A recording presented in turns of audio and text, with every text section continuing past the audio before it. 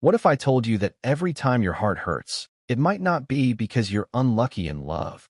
It might be because you're with the wrong person. Imagine pouring all your best self into someone, only to feel hollow, unseen, or worse, anxious and small. Sounds harsh, right?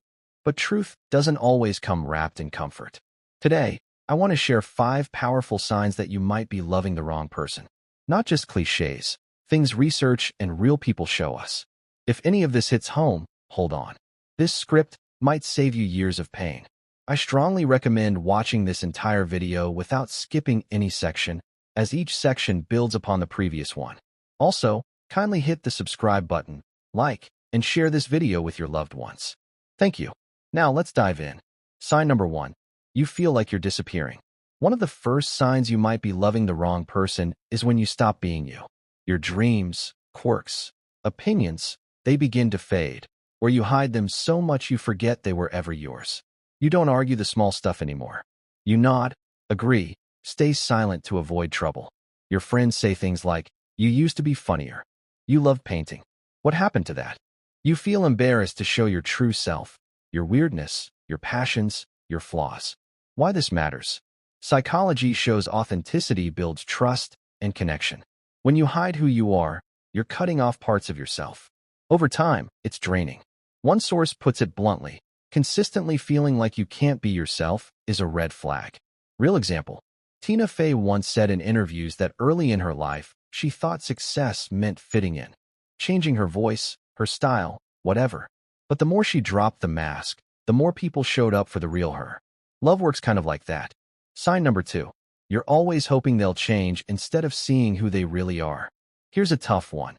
If you're investing in hopes, and what could be instead of accepting who someone is now, you may be building on sand. You notice their flaws, but you tell yourself they'll evolve. You make excuses, they have potential, once they're less busy. After that problem, they'll be better. Little voices in your head whisper, "If only." What research says? Psychologists warn against basing love on potential. The gap between who someone is presently and who you hope they'll become can create constant dissatisfaction. If growth happens, great, but expecting someone to be someone else often ends in heartbreak. Public figure reference. Think about Serena Williams' coaching advice. She didn't train expecting her young self to look like the final champion. She accepted her early flaws, worked with them. The mismatch in relationships is different. You can't force someone to evolve just because you need them to for you to feel okay. Sign number 3. You feel unsafe, emotionally or physically. This sign isn't dramatic at first. It creeps in. But there's a difference between discomfort sometimes, that's normal, and a chronic sense of unsafety. You worry about what they'll say or do when you express your feelings. You hold back so you don't rock the boat. You sense their mood may change drastically: cold silence, mood swings, anger, and it scares you. Maybe there is verbal abuse, subtle put-downs, manipulation, controlling behaviors. These are danger signs. Why safety matters? Love requires vulnerability. You can't open up fully if you're building walls in your gut every time you try. Emotional safety is as real as physical safety. Without it, you'll second-guess yourself constantly. Evidence. Studies on relationship health emphasize that secure attachment and emotional safety promote well-being. When one partner creates fear of judgment, of retaliation, of loss, the relationship shifts from mutual care to control. Many sources list insecurity, manipulation, making you feel small as key warnings. Sign number 4. You're emotionally drained far more often than you're lifted up. Love should give you strength. Even when it's hard, you should still come away feeling more seen, more accepted, more like yourself. Instead, most of the time, you're exhausted, mentally, emotionally. You replay conversations in your mind, trying to guess what's wrong. You feel more tension than laughter, more wounds than warmth. Sometimes you're doing all the giving, all the reaching, with little in return. What experts point out: if a relationship demands more energy than it gives, that imbalance takes a toll. Emotional labor isn't wrong in relationships, but when it's one-sided or constant without reciprocity, it becomes harmful. Emotional drain is a top sign that you might be loving the wrong one. Real-world anchor. Remember Jim Carrey? He's joked about how exhausting fame is. People want a piece of you, your energy. Now, Imagine a relationship is doing that to you constantly. Even if you're not a celebrity, the feeling is similar.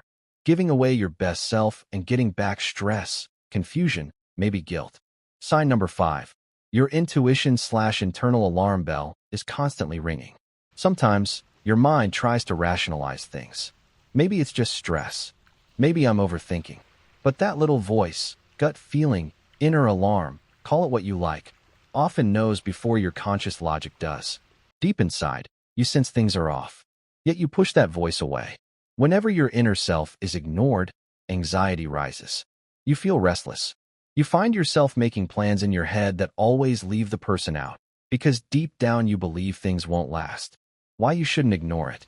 Psychology has shown that our subconscious detects patterns before we become fully aware of them.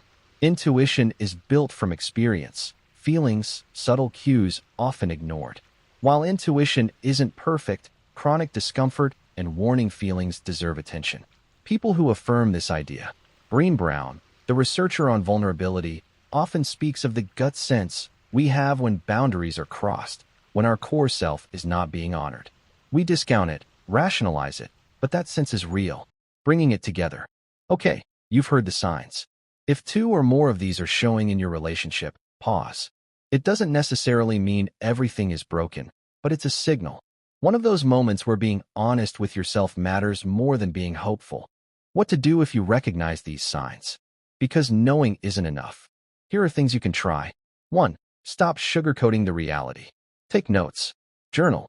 Talk to someone you trust about what you feel. Seeing patterns helps when emotions are foggy. 2. Communicate. Find a calm moment. Say what you need. I feel unseen when, or I don't feel safe when. Observe their response. If they listen and try, that tells something. If they dismiss, belittle, or punish, that's a big red flag. 3. Set boundaries. You deserve to say this is not okay. Boundaries are not walls to keep love out. They're fences so that love grows healthy. 4. Decide what you value. What are your non-negotiables? Honesty, mutual effort, emotional safety. When you know your standards, it's easier to see when someone falls short repeatedly. 5. Consider stepping away, emotionally or physically, if change doesn't come or the pattern stays. Love should partner with growth, but not at the cost of your mental health or identity. Final thought. Loving the wrong person doesn't mean you're broken. It just means you've been generous with your heart in places it wasn't safe. And that's okay. What you learn from this, about what you must have, how you want to be treated, who you truly are, it sets the stage for loving right next time. So, if 1 or more of these signs ring true in your current relationship, know this: you deserve someone who sees you, who meets you where you are now, not where you might become.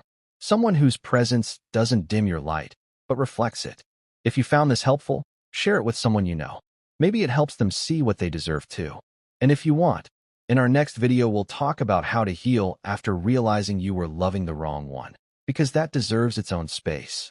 Take care. You're not alone.